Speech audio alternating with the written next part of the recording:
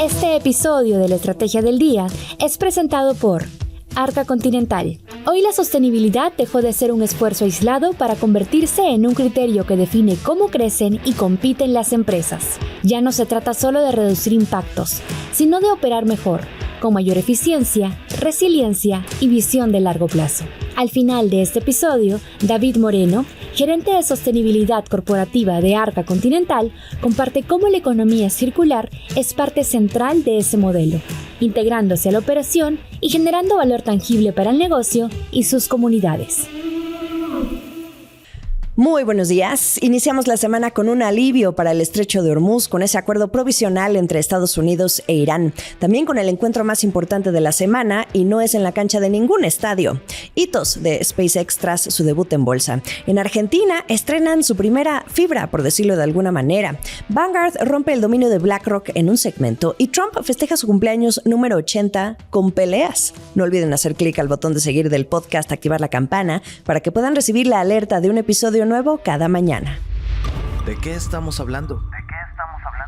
Estados Unidos e Irán anunciaron un acuerdo provisional para reabrir el Estrecho de Hormuz, poniendo fin así a una guerra de 15 semanas que cobró la vida de miles de personas. Pero además abre el camino para otros 60 días de negociaciones para saber qué harán con lo que más le interesa al presidente Donald Trump, que es el futuro del programa nuclear de Irán. 60 días más en los que todo puede ocurrir. Mientras tanto, apenas se anunció el acuerdo la tarde-noche del domingo 14 de junio, y sabiendo que la confirmación del acuerdo en estos tiempos siempre la da Trump a través de sus redes sociales, dijo que autorizaba la apertura sin peaje de Hormuz. Trump dijo: barcos del mundo, enciendan los motores, que fluya el petróleo. Ok, su mensaje, pero del lado de Irán afirman que los buques que transiten por el estrecho estarían regulados precisamente por Irán, pero también por Omán, lo que sugiere que Irán quiere mantener cierto control. De cualquier manera, ese llamado a encender los motores hizo que los precios del petróleo cayeran. El Brent, que es el principal referente de los precios del crudo en el mundo, se fue más de 3% abajo, hacia los $84 por barril, mientras que el West Texas se acercaba a los 81. El dólar cayó y las acciones subían en las primeras horas de las operaciones de las bolsas en Asia. El primero en anunciar el acuerdo fue el primer ministro de Pakistán, que es el país que ha sido el intermediario entre estos países en guerra. Después siguió Trump y luego los medios de comunicación estatales de Irán. Por aparte, las autoridades iraníes dijeron que una vez firmado el acuerdo, el contenido del documento con los detalles se haría público. En esta última semana, la gran preocupación entre los analistas era qué tan rápido podría anunciarse el acuerdo, y no precisamente por la parte nuclear, sino por el ego. Me explico.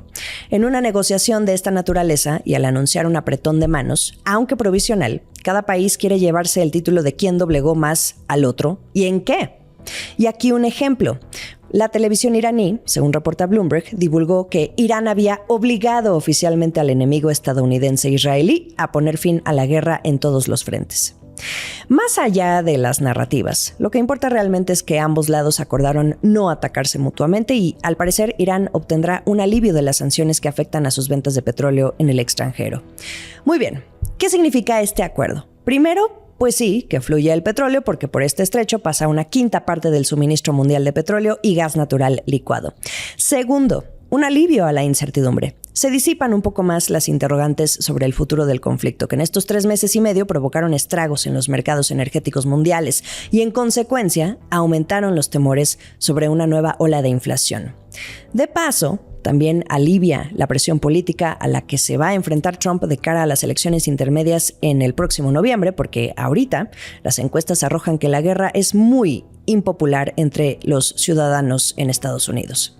Hay pendientes todavía, especialmente por esos 60 días que vienen y en los que se debe discutir lo más ácido de todo, que es el programa nuclear de Irán, y que se le eliminen todas las sanciones, pero también dinero congelado en el extranjero. Incluso, según información a la que Bloomberg News tuvo acceso, se podría discutir el que Irán reciba ayuda para la reconstrucción tras los bombardeos. ¿Y qué es lo que no queda tan claro todavía? La postura de Israel, que puso en peligro, de hecho, la firma en el último momento con nuevos ataques contra Líbano. Quedan dudas también sobre la firma formal del acuerdo, que es la que permite la reapertura del estrecho. De inicio, todo apunta a que será el viernes 19 de junio en Suiza. Trump había presionado fuertemente para que fuera este domingo 14 que acaba de pasar, el día de su cumpleaños número 80. En otras noticias. El encuentro más importante de la semana no es en ningún estadio, es en Francia. Del 15 al 17 de junio vamos a ver reunirse a los líderes de las 7 economías más avanzadas del mundo, bueno, algunas de las 7 economías más avanzadas del mundo: Estados Unidos, Canadá, Alemania, Francia, Italia, Japón y Reino Unido. En otras palabras, el grupo de los 7 o la cumbre del G7. Y déjenme decirles, será una de las más interesantes ahora que el presidente Trump, quien ya confirmó su asistencia, se vea cara a cara con los presidentes de estos países por primera vez desde que Estados Unidos e Israel se enfrascaran en el conflicto con Irán. Ha habido tensiones en estos últimos meses ante la negativa de estos países para sumarse a las operaciones militares en Medio Oriente. Pero bueno, ventaja de que la cumbre se dará ya con acuerdo provisional a punto de firmarse. Trump ha mantenido una relación ríspida, especialmente con Canadá, ahora que están las discusiones comerciales por el TEMEC.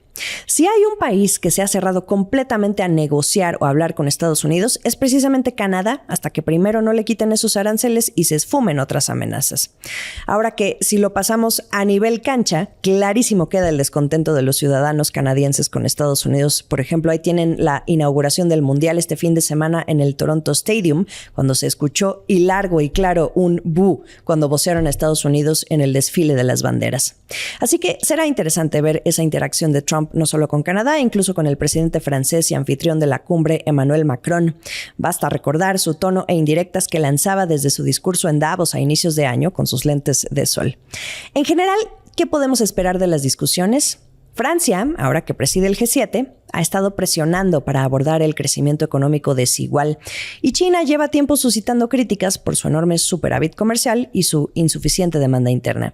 De hecho, hubo una reunión con esta segunda potencia económica y el G7 la semana pasada, en la que básicamente el viceprimer ministro chino defendió los beneficios del libre comercio, sabiendo que hoy China se enfrenta a críticas por ser el gigante comercial que es. Y ustedes dirán, ¿qué tienen que estar hablando los del G7 con China? Bueno, hay conversaciones ocurriendo actualmente en Europa sobre posibles nuevas restricciones para contrarrestar el aumento de las exportaciones chinas. Pekín, por su lado, ha amenazado con tomar represalias contra cualquier nueva barrera comercial que le imponga Europa.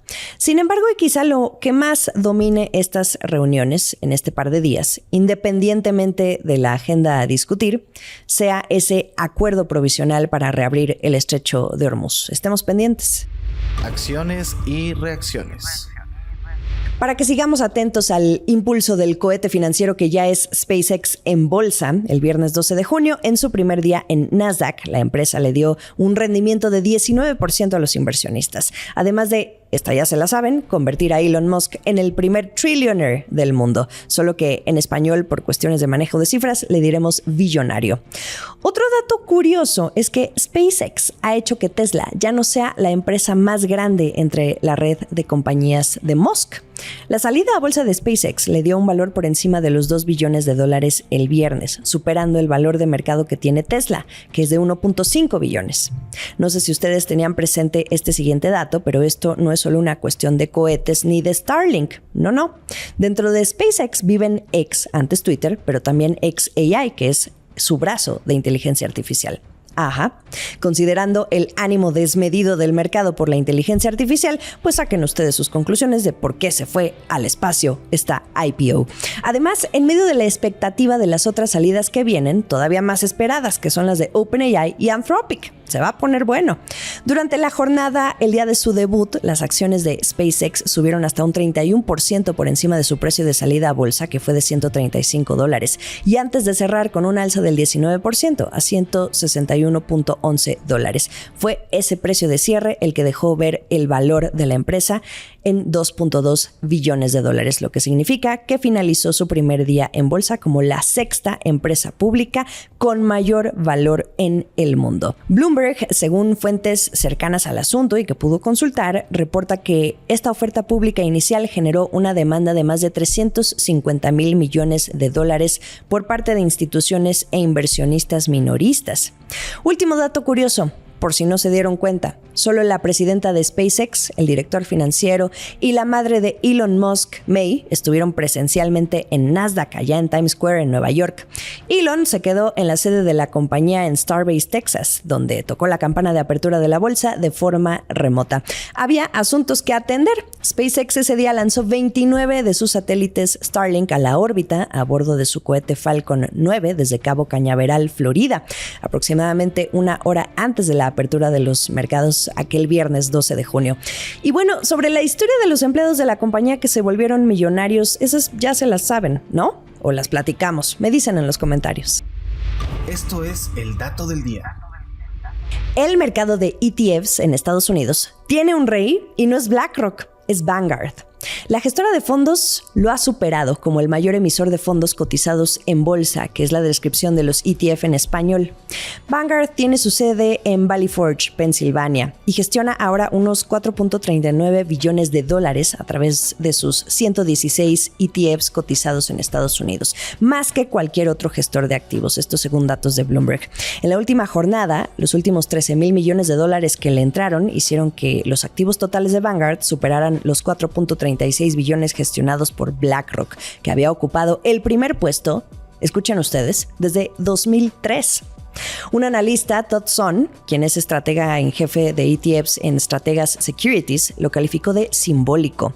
Dijo que la base de Vanguard no presta atención al ruido y la volatilidad que hay ahí afuera, que son inversionistas bien informados y saben que deben mantener el rumbo. No quiere decir que en BlackRock no lo sean, pero eso es cierto. Cuando uno habla con la gente de Vanguard, su tesis de inversión es muy sostenida, esté el huracán que esté en ese momento. América Latina. Que por cierto, no sé si se enteraron, fue ya hace unos cuantos días, pero sí me parece relevante platicarles que en Argentina el mercado bursátil incorporó una nueva alternativa de inversión, su primer REIT, que en inglés responde a Real Estate Investment Trust, o lo que en México conocemos como FIBRA. Así es, las famosas fibras, estos vehículos de inversión inmobiliaria que nos permiten invertir y generar ganancias sin necesariamente ser dueños de una propiedad. Es una industria bastante desarrollada ya en México, en donde ya hasta hay ofertas de compra entre los dueños de estas fibras para crecer su presencia de mercado. Creo que ya hasta el momento hemos experimentado 2 novelas de fibras, como les solemos llamar en este podcast. Bueno, pues en Argentina el primer REIT es el Fondo Común de Inversión Cerrado Inmobiliario REIT Ciclo Nova. Un poco largo el nombre, pero mejor completo. Es impulsado por Grupo IEF y Grupo Briones y levantó 45 millones de dólares con más de 3,000 inversionistas. Voces del Mundial. Son 4,000 millones de pesos, para ser exactos, los que se le dieron al fondo mixto para financiar única y exclusivamente los planes y obras de infraestructura alrededor del Mundial. Y no lo van a pagar los contribuyentes de la ciudad, lo van a pagar los turistas. Pero esto nos sirvió para tener este vehículo financiero y poder armar un portafolio de proyectos, 18 proyectos de infraestructura. Vamos tarde, de que todo se está haciendo a última hora. Como bien diría el mexicano, todo hasta el último. ¿Cómo conectas de mejor manera a la ciudad? Ese creo que fue el objetivo principal. Pero yo aquí tengo algunas obras anotadas. Tú dime si ya tienen palomita o no. El tren ligero a mí me parece de las obras más relevantes. Ahí se fue pues, prácticamente el 40% de esta infraestructura. Oye, y el color morado que ahorita se está utilizando para pintar todo el mobiliario urbano, la llamada ajolotización de estos 4,000 millones, de ahí salieron todos esos botes de pintura. Tenía que preguntártelo. Escuchan parte del imperdible 5º episodio del Domingo Futbolero que estrenamos ayer. ¿A dónde va el dinero de la Ciudad de México para el Mundial? La capital, siendo una de las 16 sedes de la Copa del Mundo, se ha visto envuelta en la polémica por una sensación ciudadana que hay ante lo que se han visto como obras inconclusas, con poco tiempo de ejecución y gastos que han llamado la atención. Sobre todo el uso de pintura morada en vialidades, pero también los artes de guajolotes, que es un animal endémico. ¿De dónde viene el dinero? ¿A qué se ha destinado? ¿Cuánto es? ¿Cómo se gasta? ¿Y quién lo vigila? Todo esto lo conversamos con Carlos Martínez, quien es el director general del Fondo Mixto, el fideicomiso utilizado para gestionar los recursos con 2 bancos internacionales, por cierto. Este episodio es parte de nuestra serie especial Voces del Mundial de Norteamérica, que estamos publicando cada domingo hasta saber quién levanta esa Copa del Mundo. El episodio lo encuentran inmediatamente antes del capítulo de este lunes, 15 de junio. El último sorbo. Y bueno, más allá del acuerdo con Irán, finalmente, ¿qué hizo Donald Trump en su cumpleaños número 80? Bueno, pues lo celebró viendo un deporte que es más agresivo que la política misma, las peleas de la UFC y en el jardín sur de la Casa Blanca. ¿Por qué no? Una arena construida para albergar los combates en jaula, que claro que ha suscitado críticas. Por ejemplo, hay una demanda que presentó el Proyecto de Integridad Pública, que lo calificó de volcán de corrupción. La Casa Blanca se defendió y dijo que la UFC era la que estaba cubriendo todo el costo del evento y que se había encargado también de los patrocinios. De paso, este evento o esta celebración del cumpleaños 80 del presidente Trump también de alguna manera es el banderazo de salida de los festejos del 250 aniversario de la independencia de Estados Unidos, que se va a celebrar el próximo 4 de julio. Esto incluye además una moneda de oro conmemorativa con la imagen de Trump, una gran feria en el National Mall y en agosto una carrera de IndyCar por las calles de Washington, D.C. Estamos de regreso. Lo mejor de la información económica y de negocios está aquí en La Estrategia del Día. Estamos en Spotify, Apple y Amazon. Recuerden que pueden ver la transmisión diaria en video en YouTube y por ex Twitter, @LaEstrategiaMX. En Instagram sigan a La Estrategia del Día y a mí me encuentran como Jimena Business. Muchas gracias a Italia López por estar aquí con nosotros dándoles lo mejor de la información todos los días en las últimas 2 semanas. Y bueno, pues ahora sí, iniciamos nuevamente y que tengan un gran día. Esta fue La Estrategia del Día, escrito y narrado por Jimena Tolama, producido por Arturo Luna y Daniel Hernández. Que tengas un día muy productivo. Este segmento de la Estrategia de las Marcas es generado en colaboración con Arca Continental. La sostenibilidad corporativa está evolucionando. Para algunas empresas ya no se trata solo de reducir impactos, sino de transformar la forma de hacer negocios y construir ventajas competitivas de largo plazo. En esta conversación, David Moreno, gerente de sostenibilidad corporativa de Arca Continental, comparte cómo la economía circular forma parte de la estrategia de la compañía. ¿Cómo se convierte la economía circular en valor tangible para el negocio? La generación de valor es muy tangible. Te voy a dar 3 ejemplos puntuales de generación de valor. El primero está relacionado con atender las expectativas de nuestros grupos de interés. Cuando hablo de grupos de interés me refiero a consumidores, me refiero a inversionistas, me refiero a autoridades. Por ejemplo, en el caso de consumidores, pues cada vez más tenemos consumidores que son conscientes y que buscan productos que tengan contenido reciclado o que tengan una huella ambiental menor. En el caso de inversionistas, hay grupos de inversionistas que invierten en la compañía, que buscan empresas comprometidas con la sostenibilidad y con la economía circular. Y el poder atender estas expectativas se traducen en decisiones de compra, en preferencia de nuestros productos, o se traduce en una decisión de inversión. Y esto tiene un valor claro financiero para la organización. Si lo vemos como una inversión, digamos, en el tiempo, las inversiones deben de hacerse en temas prioritarios, materiales, como te decía, pero también importa en qué momento. Nosotros comenzamos esta inversión hace 15 años. Entonces, cuando detectamos que el futuro, para asegurar que vamos a tener una permanencia en el tiempo, tenemos que operar integrando la sostenibilidad y que vemos un futuro más circular, esa decisión que sucedió hace 15 años nos ha estado preparando para ese futuro. Desde el diseño de nuestros productos hasta el desarrollo de cadenas de recuperación que van a hacer posible la economía circular a una escala mayor. Y el tercer punto de generación de valor tiene que ver con asegurar el suministro de una materia prima que es clave para nosotros.